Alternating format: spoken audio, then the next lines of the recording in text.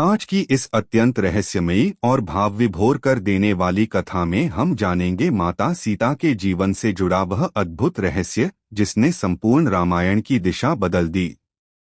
एक ऐसा रहस्य जिसके कारण जगज्जननी जानकी को भी सहना पड़ा पतिवियोग का असहनीय दुख। क्या वास्तव में एक छोटे से पक्षी के शाप ने माता सीता के जीवन में इतना बड़ा परिवर्तन ला दिया था? कौन था वह तोता जो अगले जन्म में अयोध्या का धोबी बना? और आखिर क्यों उस धोबी के कठोर वचनों के कारण माता सीता को वनवास सहना पड़ा? पद्म पुराण के इस अत्यंत मार्मिक अध्याय में प्रकट होता है कर्म, वचन और भाग्य का अद्भुत रहस्य। यह कथा हमें बताती है कि बोले गए शब्द कभी व्यर्थ नहीं जाते। एक क्षण का क्रोध, एक कठोर वचन और एक शाप किस प्रकार युगों तक प्रभाव डालता है, यही इस दिव्य प्रसंग का सार है।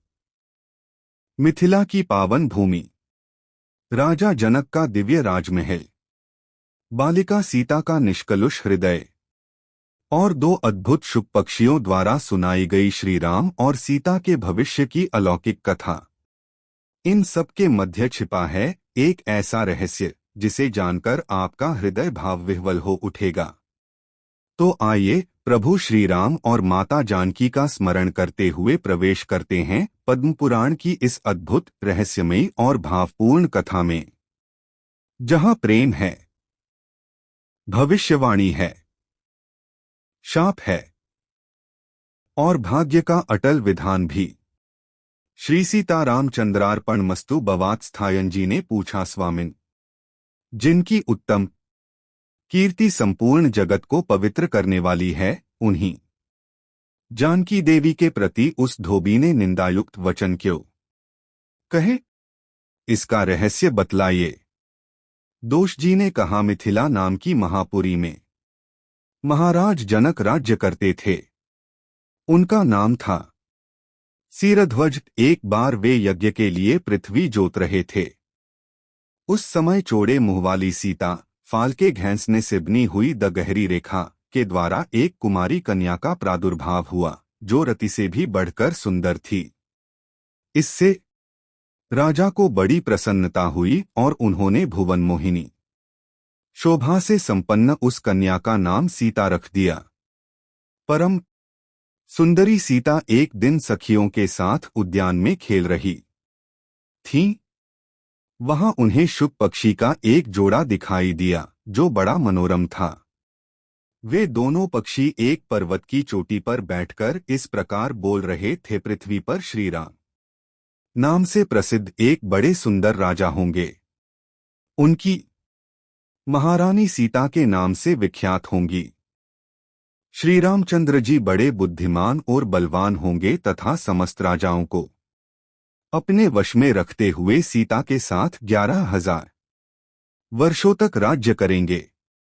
धन्य हैं वे जानकी देवी और धन्य हैं श्रीज्ञम जो एक दूसरे को प्राप्त होकर इस पृथ्वी पर आनंदपूर्वक विहार करेंगे। तोते के उस जोड़े को ऐसी बातें करते देख सीता ने सोचा कि ये दोनों मेरे ही जीवन की मनोहर कथा कह रहे हैं, इन्हें पकड़कर सभी बातें पूछूं, ऐसा विचार कर उन्होंने अपनी सखियों से कहा, यह पक्षियों का जोड़ा बहुत सुंदर है, तुम लोग चुपके से जाकर इसे पकड़ लाओ। सस्तियां उस पर्वत पर गईं और दोनों सुंदर पक्षियों को पकड़ लाईं। लाकर उन्होंने सीता को अर्पण कर दिया। सीता उन पक्षियों से बोली, तुम दोनों बड़े सुंदर हो, देखो, डरना नहीं, बताओ तुम कौन हो और कहां से आए हो? राम कौन हैं और सीता कौन हैं? तुम्हें उनकी जानकारी कैसे हुई? इस सारी बातों को जल्दी जल्दी बताओ। मेरी ओर से तुम्हें भय नहीं होना चाहिए। सीता के इस प्रकार पूछने पर दोनों पक्षी सब बातें बताने लगे। देवी वाल्मीकि नाम से प्रसिद्ध एक बहुत बड़े महर्षि हैं जो धर्मज्ञों में श्रेष्ठ माने जाते हैं। हम दोनों उन्हीं के आश्रम में रहते हैं। महर्षि ने रामायण नाम का एक ग्रंथ बनाया है जो सदा ही मन को प्रिय जान पड़ता है। उन्होंने शिष्यों की उस रामायण का अध्ययन कराया है तथा प्रतिदिन वे संपूर्ण प्राणियों के हित में संलग्न रहकर उस रामायण के पद्यों का चिंतन किया करते हैं। रामायण का कलेवर बहुत बड़ा है। हम लोगों ने उसे पूरा पूरा सुना है। बारंबार उसका गान और पाठ सुनने से हमें भी उसका अभ्यास हो गया है। राम और जानकी कौन हैं, इस बात को हम बताते हैं तथा इसकी भी सूचना देते हैं कि श्री राम के साथ क्रीड़ा करने वाली जानकी के विषय में क्या क्या बातें होने वाली हैं, तुम ध्यान देकर सुनो। महर्षि ऋष्यशृंग के द्वारा कराए हुए पुत्रेष्टि यज्ञ के प्रभाव से भगवान विष्णु राम, लक्ष्मण, भरत और शत्रुघ्न ने 4 शरीर धारण करके प्रकट होंगे। देवार्नाएं भी उनकी उत्तम कथा का गान करेंगी। श्रीमान राम महर्षि विश्वामित्र के साथ भाई लक्ष्मण सहित हाथ में धनुष लिए मिथिला पधारेंगे।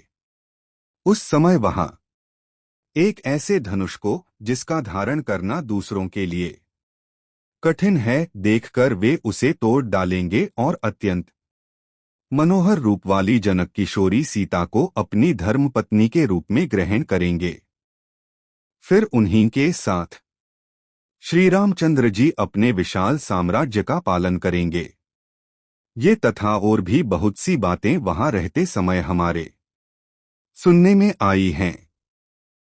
सुंदरी, हमने तुम्हें सब कुछ बता दिया। अब हम जाना चाहते हैं, हमें छोड़ दो। कानों को अत्यंत मधुर प्रतीत होने वाली पक्षियों की ये बातें सुनकर सीता ने उन्हें मन में धारण किया और पुनः उन दोनों से इस प्रकार पूछा, राम कहाँ होंगे, किसके पुत्र हैं और कैसे वे दूल्ह वेश में आकर जानकी को ग्रहण करेंगे तथा मनुष्यावतार में उनका श्रीविघ्न कैसा होगा। उनके प्रश्न सुनकर शुकी मन ही मन जान गई कि ये ही सीता हैं। उन्हें पहचानकर वह सामने आ उनके चरणों पर गिर पड़ी और बोली, श्री रामचंद्र जी का मुख कमल की कली के समान सुंदर होगा, नेत्र बड़े बड़े तथा खिले हुए पडलूज की शोभा को धारण करने वाले होंगे। नासिका ऊंची, पतली और मनोहारिणी होगी। दोनों भौहें सुंदर ढंग से परस्पर मिली होने के कारण मनोहर प्रतीत होंगी। भुजाएं घुटनों तक लटकी हुई एवं मन को लुभाने वाली होंगी। गला शड्डू के समान सुशोभित और छोटा होगा। वक्षस्थल उत्तम, चौड़ा एवं शोभा संपन्न होगा। उसमें श्रीवत्स का चिन्ह होगा। सुंदर जांघों और कटिभाग की शोभा से युक्त उनके दोनों घुटने अत्यंत निर्मल होंगे, जिनकी भक्तजन आराधना करेंगे। श्री रघुनाथ जी के चरणारविंद भी परम शोभायुक्त होंगे और समस्त भक्तजन उनकी सेवा में सदा संलग्न रहेंगे। श्री रामचंद्र जी ऐसा ही मनोहर रूप धारण करने वाले हैं। मैं उनका क्या वर्णन कर सकती हूँ। जिसके 100 मुख हैं वह भी उनके गुणों का बखान नहीं कर सकता। फिर हमारे जैसे पक्षी की क्या बिसात है। परम सुंदर रूप धारण करने वाली लावण्यमयी लक्ष्मी भी जिनकी झांकी करके मोहित हो गई, उन्हें देखकर पृथ्वी पर दूसरी कौन स्त्री है जो मोहित न हो। उनका बल और पराक्रम महान है। वे अत्यंत मोहक रूप धारण करने वाले हैं। मैं श्री राम का कहाँ तक वर्णन करूं। वे सब प्रकार के ऐश्वर्यमय गुणों से युक्त हैं। परम मनोहर रूप धारण करने वाली वे जानकी देवी धन्य हैं, जो श्री रघुनाथ जी के 7,000 वर्षों तक प्रसन्नतापूर्वक विहार करेंगी। परंतु सुंदरी, तुम कौन हो? तुम्हारा नाम क्या है जो इतनी चतुरता और आदर के साथ श्री रामचंद्र जी के गुणों का कीर्तन सुनने के लिए प्रश्न कर रही हो।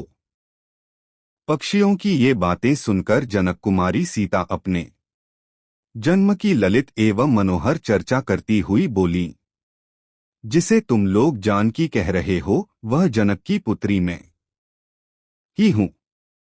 मेरे मन को लुभाने वाले श्रीराम जब यहाँ आकर मुझे स्वीकार करेंगे तभी मैं तुम दोनों को छोड़ेंगी, अन्यथा नहीं, क्योंकि तुमने अपने वचनों से मेरे मन में लोभ उत्पन्न कर दिया है।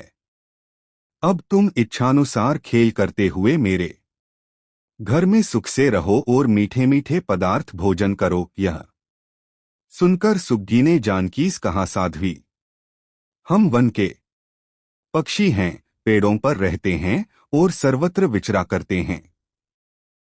हमें तुम्हारे घर में सुख नहीं मिलेगा। मैं गर्भिणी हूं, अपने स्थान पर जाकर बच्चे पैदा करूंगी, उसके बाद फिर तुम्हारे यहां आ जाऊंगी। उसके ऐसा कहने पर भी सीता ने उसे न छोड़ा।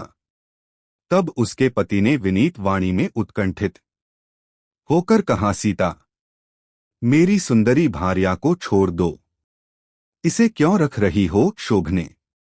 यह गर्भिणी है, सदा मेरे मन में बसी रहती है। जब यह बच्चों को जन्म दे लेगी तब इसे लेकर फिर तुम्हारे पास आ जाऊंगा। तोते के ऐसा कहने पर जानकी ने कहा, महामते, तुम आराम से जा सकते हो, मगर तुम्हारी यह भार्या मेरा प्रिय करने वाली है। मैं इसे अपने पास बड़े सुख से रखूंगी। यह सुनकर पक्षी दुखी हो गया। उसने करुणायुक्त उन्मत्त प्राणी अपने वचनरूक्षी दोष के कारण ही बंधन में पड़ता है। यदि हम इस पर्वत के ऊपर बैठकर वार्तालाप न करते होते तो हमारे लिए यह बंधन कैसे प्राप्त होता? इसलिए मौन ही रहना चाहिए। इतना कहकर पक्षी पुनः बोला, सुंदरी, मैं अपनी इस भार्या के बिना जीवित नहीं रह सकता, इसलिए इसे छोड़ दो। सीता, तुम बड़ी अच्छी हो, मेरी प्रार्थना मान लो। इस तरह नाना प्रकार की बातें कहकर उसने समझाया, किंतु सीता ने उसकी पली को नहीं छोड़ा। तब उसकी भार्या ने क्रोध और दुख से आकुल होकर जानकी को शाप दिया, अरे, जिस प्रकार तू मुझे इस समय अपने पति से विलूप कर रही है, वैसे ही तुझे स्वयं भी गर्भिणी की अवस्था में श्रीराम से अलग होना पड़ेगा। यों कहकर पति वियोग के शोक से उसके प्राण निकल गए।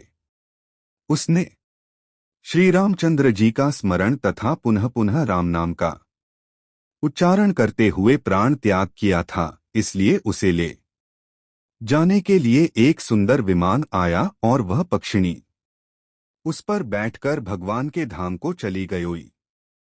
भार्या की मृत्यु हो जाने पर पक्षी शोक से आतुर होकर बोला, मैं मनुष्यों से भरी हुई श्रीर्म की नगरी अयोध्या में जन्म लूंगा तथा मेरे ही वाक्य से उद्वेग में पढ़कर इसे पति के वियोग का भारी दुख उठाना पड़ेगा। यह कहकर वह चला गया।